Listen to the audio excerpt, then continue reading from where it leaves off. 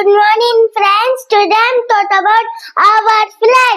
What the Tiranga represents. Saffron. Saffron indicates strength and courage. White. White stands for peace and truth. Green. Green represents faith, fertility and growth. Dharma Chakra depicts the wheel of the law.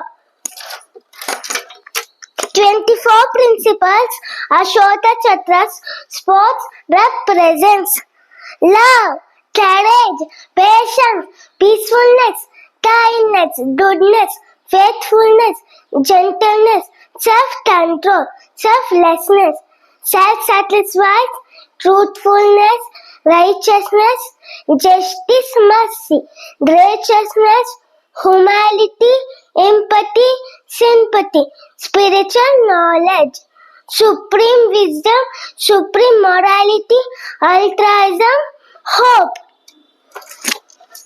The designer of our national flag, Pindelli Venkaiah, India's only licensed production and supply unit for national flag, Karnataka Khadi Gramodyoga Samyukta Sangha. Jai Hind. Thank you.